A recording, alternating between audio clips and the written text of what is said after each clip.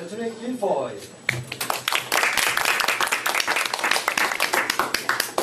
I think it's important for us to look for beauty. I think it's all around us. It's ubiquitous. Good evening, fellow Toastmasters, ladies and gentlemen, most welcome guests. Tonight I want to ask you an honest question. I would appreciate an honest answer. How many of you are looking for happiness? Please put up your hand. I have bad news for you. You're not going to find it. Uh-oh. Maybe you're a little surprised. Isn't this supposed to be an inspirational speech? A motivational speech? It is. You see, I propose that you cannot find something that you already possess. We all possess happiness within inside of ourselves. When you wake up in the morning, you have two choices: to be happy or to be pessimistic.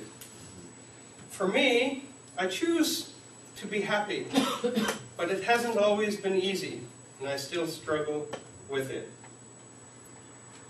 Besides death and taxes, there's one thing that is guaranteed in life, and that is sooner or later we are going to be faced with unhappiness. The thing is, the question is when we are faced with unhappiness, how are we going to respond? How we respond is going to define who we are.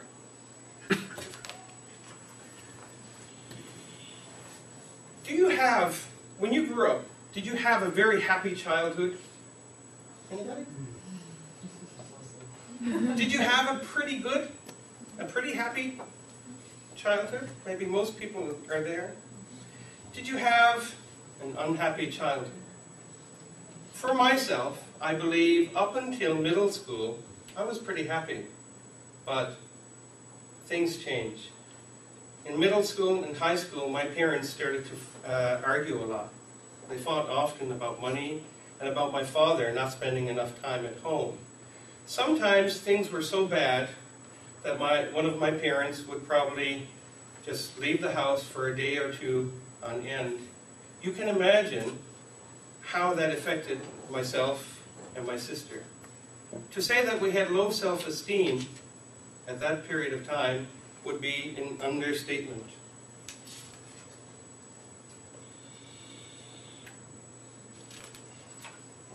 Years later, there's something, when I look back, years later, I realize that a family that prays together stays together. That's my personal value judgment, and I don't expect everybody to follow it, but that's okay. If you see yourself in my story, I want to offer you a message of hope. Forgive and choose to see the good in other people.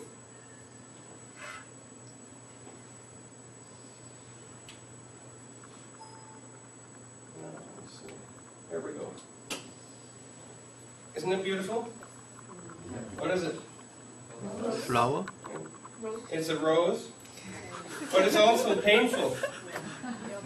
Abraham Lincoln once said that we can choose to complain about the thorns in a rose bush, or we can choose to rejoice in the roses in a thorn bush. The choice is ours. I want to talk to you about my friend, one of my best friends when I was growing up. Jason and I were like peas in a pod. We were each other's shadows.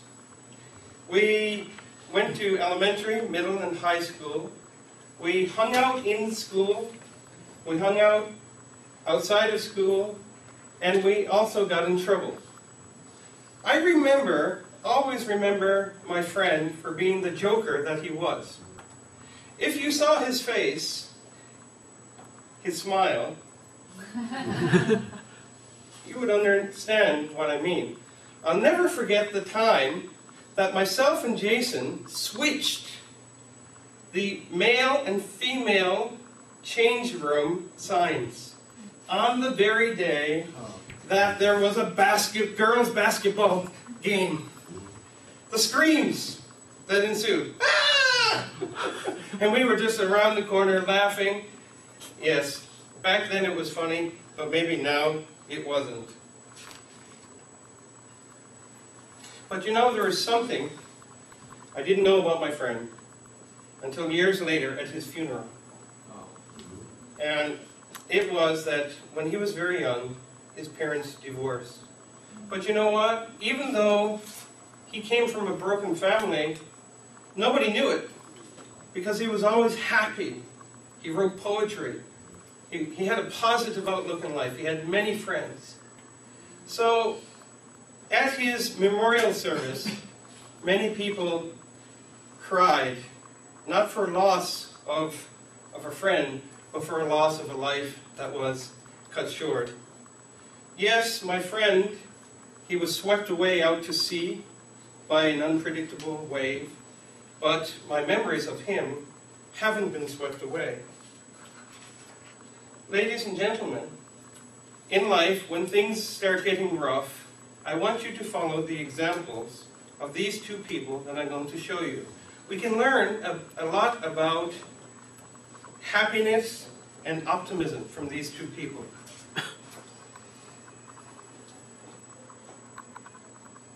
Oops, I'm sorry. Okay, this woman, Alice Hertz Summer, she is the oldest surviving person from the Holocaust. She's almost 110 years old. She's also the oldest concert pianist alive today. Alice witnessed her mother, her father, and her husband die in Theresienstadt concentration camp, which is now in the Czech Republic. The only reason why she survived was that a German SS officer handpicked her to be the pianist for the camp's orchestra. Ironically, back then, her concerts helped encourage and make people feel positive, including herself. When asked why is she so optimistic in life, this is her response. The world is beautiful. Nature is extraordinary. Music is phenomenal. If someone like Alice, who has been through hell and back again, can be happy, my question to us is, why can't we be happy? Asked what her secret to feeling good was, she replied, optimism and looking for the good in other people. She is thankful to be alive every day and to be able to admire and to think. Should we do any less? Alice's optimism is the key to her long life. You see, when you love, others love you back.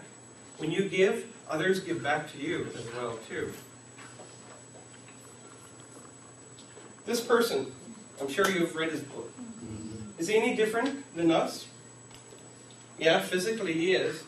But emotionally and mentally, he's probably more stronger than us. He is Pastor Nick Vujicic. He was born without arms or legs. I'm convinced that his parents' closeness to God saved his life.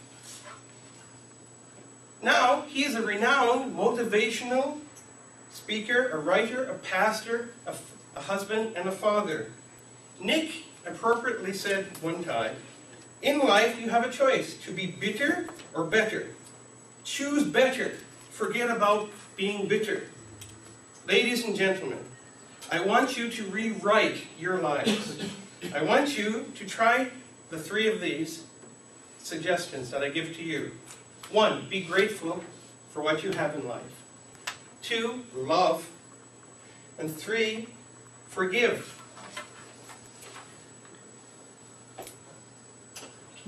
And let's start loving, serving, and believing in each other, ladies and gentlemen. The movie, Let's Pay It Forward. Do you remember that movie from Kevin Spacey? Let's pay it forward and start changing the world. Thank you very much.